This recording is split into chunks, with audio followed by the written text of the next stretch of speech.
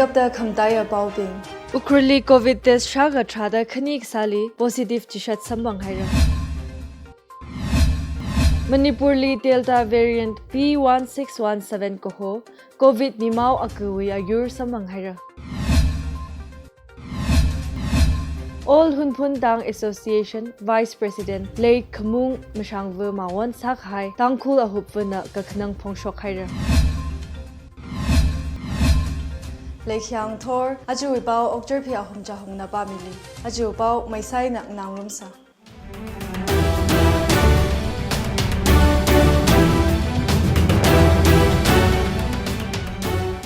Sepet Tang Contact Tracing KTL School li Trada Truk Test Kasali Shini Positive Sambhanga.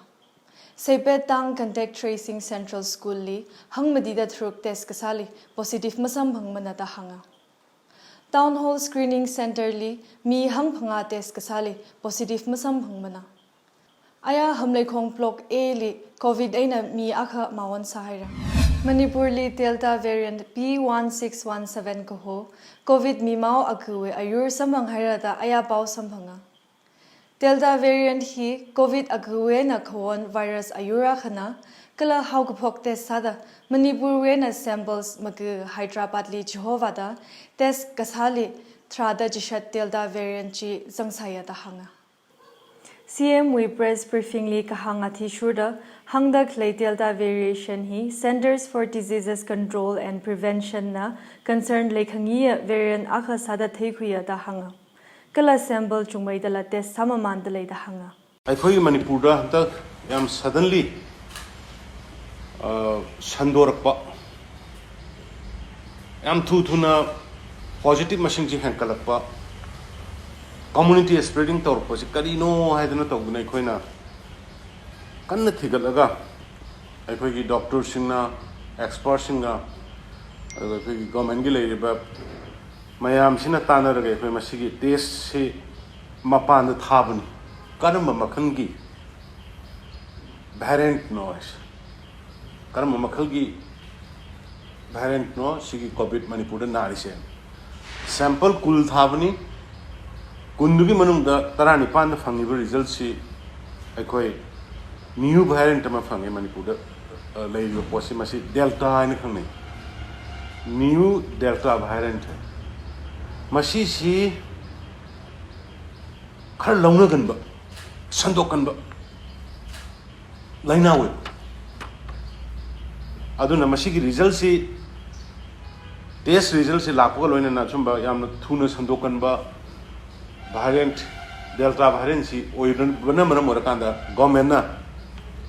right from today akhoi gi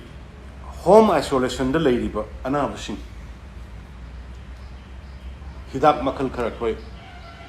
henkal lagani hana piri ba hidak tu dagi hana koine Kanoki back ama the PD Budo, Madudagi, Hidiva Bahrain Siligi, Nakopongamba, Protecto Bongamba, Hidak Makal Karakoi, Hapogani, Adugi Matatamo, Ekoi,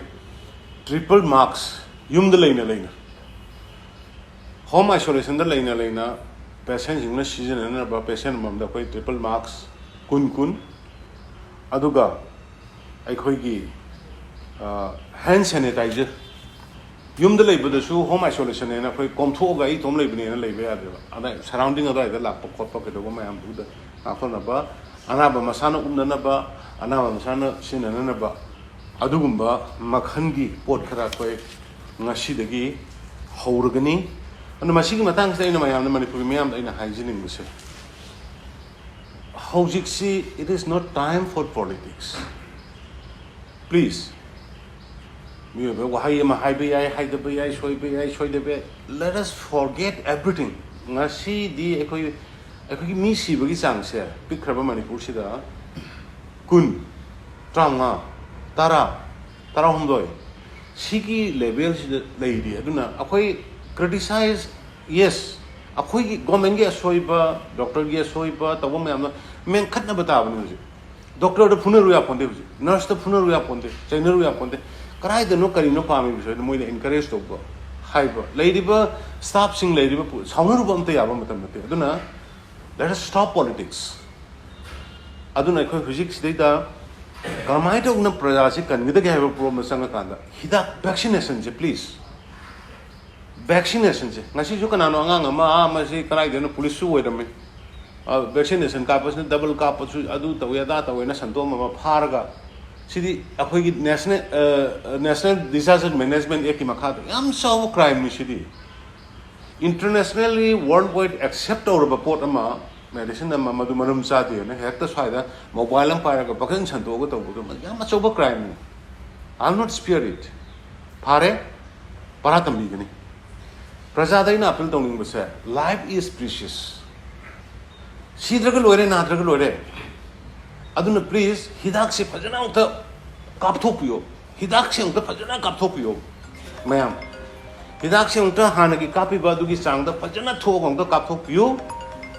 aduna hidak kap dragadi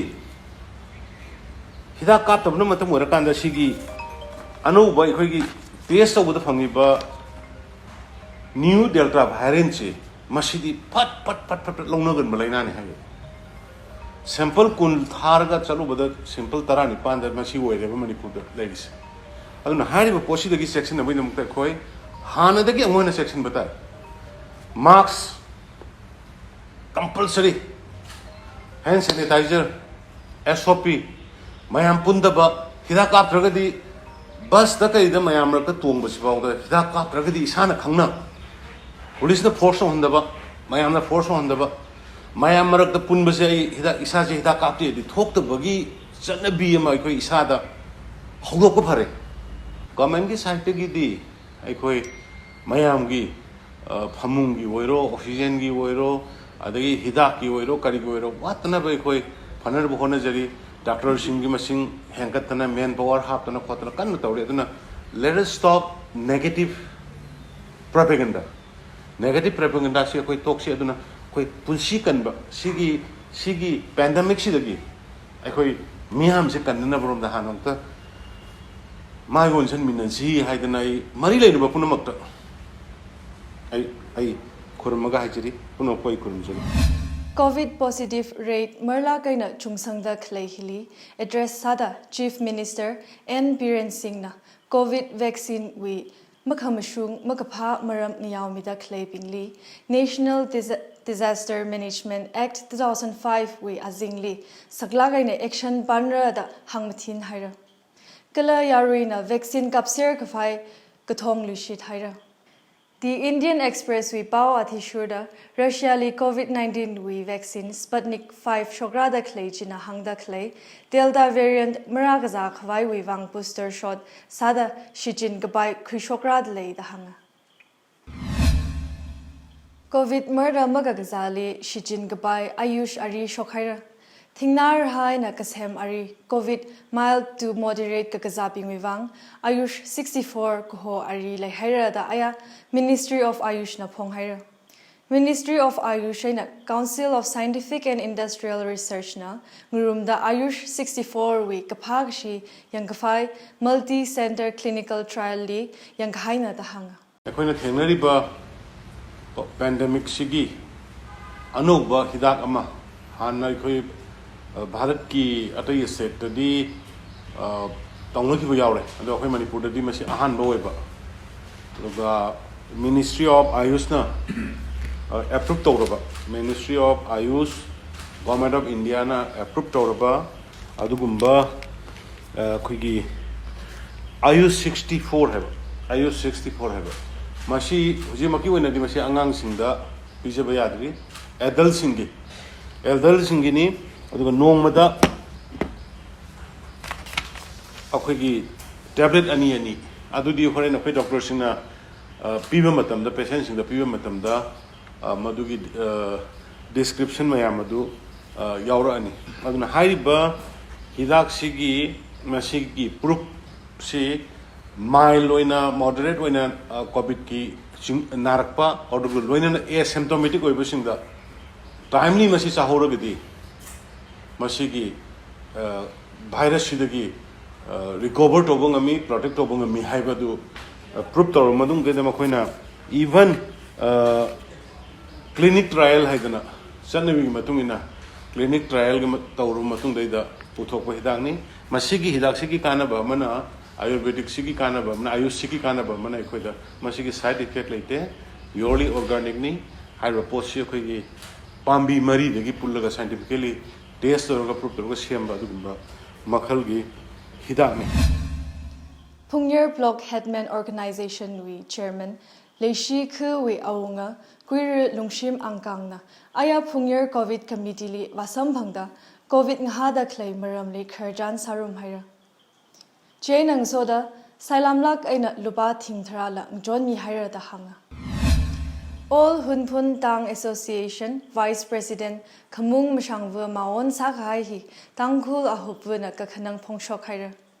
Ajon thang mawan sathui kahaya late kamung mashangwali adam machalak la kanthui kahaiwi kakhanangala sigafu tangkul bodies being na pongshok haira. Late Kamung All Hunpun Tang Association we Vice President Saksana. Kala Khambasom Tang we Vice President Naina Secretary la Saksana. Zingum hang phada kathum kahai kasa mashangwana apri vukala naungra shinili nothada sat kahaina. Former ADC Chairman Ukhrul Caretaker Chairman Dr. Yaron Shongalungna Mashangvali Otsakrum Kahai Panyungda Yarui Wang Aman Saklak Kahaya Aka Shiman Kahaiwi Ningyang Makhung Pongshokta former ADC member Bingwi Matunaina Kanangda Clay Shimkur Chili condolence message Mihaira Tangkhul Nagaung Naulong General Secretary Kapauleng Angang Nala Lake Kamung Mashangvuna School Oja Headmaster All Hunpun Tang Association Secretary Khambasom Tangwi Secretary Kalakatay Sakla Kahai Apong Gatayena Tangkhul Wivang Otram Gatsimikai Panyungungda Kakhanang Gajungka Ponghaira Kangjup Kyeljang Subdivision Kangbok P District Li Clay Pongring Long Khuwi Group Khani Musung Khangrok Li Rod Kamrat Sakhui Khaina Ochot Jili Tyo Maithuida Mi Trada Jishatla Sazak Haina Dahanga Kala Shim Gathumla Jida Haira Kari Gathumla Mayena Thota Mihaira Charoy Pandongba Tala Kaho Pongring Long Khuwi Aina Kasham Haiksa Village Chief Akhawi Shimli Ungbam Lui Kahai Gasali Khujiwi Group Akhana Khamia Kala Group Akhana Makhamia we Maramaina Rod Kamrati Rak Shokna Dahanga Ochochi Ajon Thang Tarik Tradishni Ngthor Pung Thara Makai Adamli Tupul Bridge None District Li Thari Border Kasa Pongringlong Akhlik Shokna Sazig Hai Ngachaichli Akhava Critical Sahauda Infaling Hak Vai Khita Hair Ramnau Bingwi Khamyamazang Ngalay Yorza Kasawiwang Kala Kakram Ot Kangadela Sagasawiwang Shimkur Jui Mi Tharukli Khujina Kasham Kaina Kala Mahai Kai Shimkurwi Choroy Chakotlong Tupul Khili Ngayinrak Sana Dahanga Chidada Sada Pongringlong Li Jingri Kai Kwirak Vaida Joint Action Committee Akhana Shimkur Jili Khujina Kwisang Lui Kwai Hotnak Sana Dahanga Rod Kamraji JAC member Bing Pongringlong Khili Rak Zangaina Haukupokna da Sangai Expressway Bawa Khana Hanga Ochot Jili None District Deputy Commissioner Queer Robert Singh Shedri Mayum Maina Kangbok P District we Deputy Commissioner Queer Soramjit Salam DIG Range 3 S Them Thingaina DIG Range 4 Angam Romania Kamay Kangbok P SP PG Singsit None we SP Ningshen Bashum Athumna Vayang Sang Milaga Situation Control Vasami Kaina Kala Athum Bing Jina Pongringlong Khuwi Joint Action Committee Kathana Bing Lazangda Tubuli Kasa Meeting Chiwi Situation Mazak Shi Sangkhwai Security Ngaran Haira Dahanga Kangbok PA na None District Magistrates na Pongringlong Khuai na Tupul Bazarli Section 144 CRPC Panhaida Kleina Ladrida Khamdaya Baubing Ukhruli COVID test shaga trada khanik sali positive chishat sambang haira Manipur li Delta variant P1617 koho COVID nimau akuwi ayur sambang haira